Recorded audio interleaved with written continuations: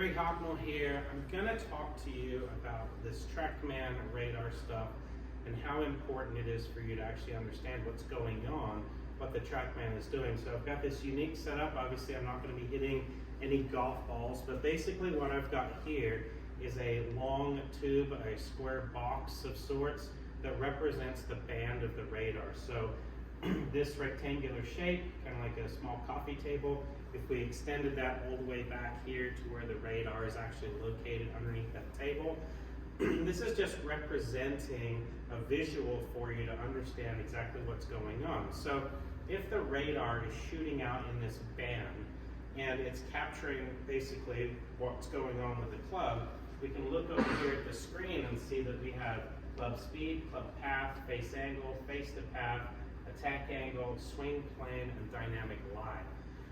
These are the pieces of information that the radar is capturing relative to the club itself. So I'm going to kind of describe those to you and inform you as to why it's important to know this stuff. So let's say, for example, you're getting ready to hit your driver, and you hit a shot and you look up on your screen and you see that your attack angle is way down. So if you picture that band of radar, if I chop right through the top of this box, through the top corner in the roof of this box, that's going to describe down to the ball a vertical attack angle, right?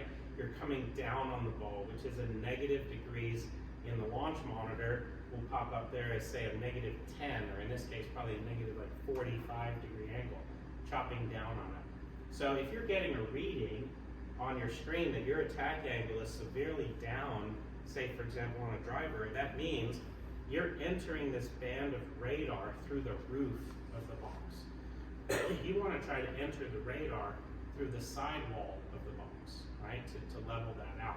So if I take my club back, I would hit this box, I would still be inside the box, I would exit the box right about here, go to the top of my swing. Now, what most people do, they get to the top of their swing here, they start kind of pivoting their hips. Now their hands are in this position. What that's going to do is cause the club to chop down through the roof of the box.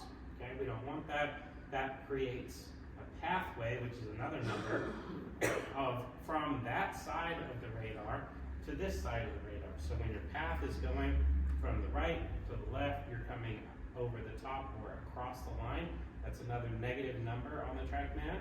If you were coming severely from the inside, you would enter the wall of the radar here and exit on that side, and that means your path is dramatically going into out. Okay, that's a positive number, but doesn't necessarily mean it's going to be a positive outcome. If you enter the radar in a great position, which would be here, you strike your ball, and then you actually exit the radar on the sidewall of the box. That's the best way because you have a slightly into out, right, delivery and a center to left exit.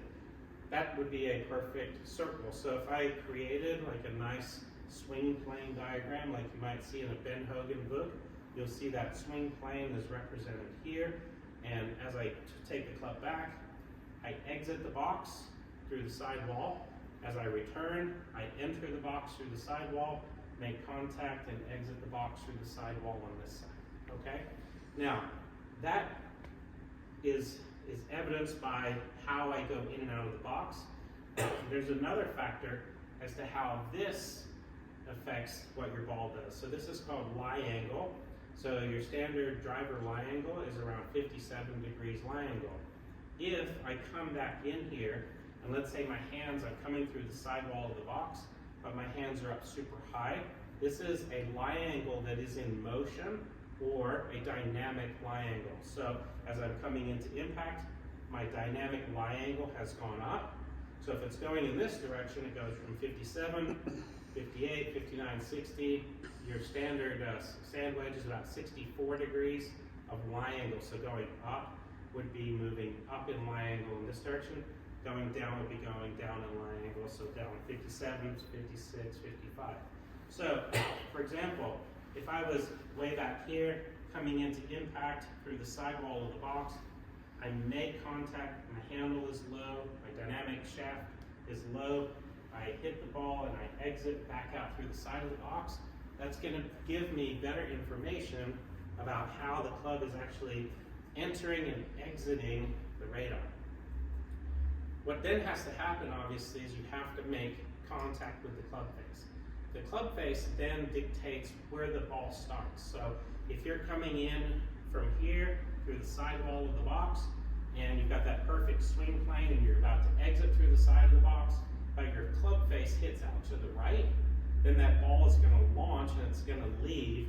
So we're going to have the club head and the ball leaving in two opposite sides.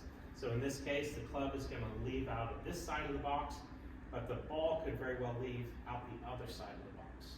Okay, so what this comes down to is a convergence of two things: the pathway of the club and the face angle.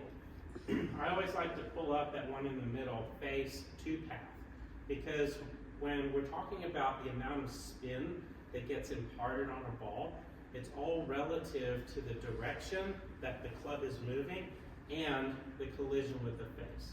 So if I have a path that's going out to in, they enter through the top side of the box and exit on the left, like in a chopping motion, and I hit that club face really square to where it is, I'm still going to have a wide variance. So let's say I have 6 degrees coming across from right to left, and I can hit the face perfectly at 0.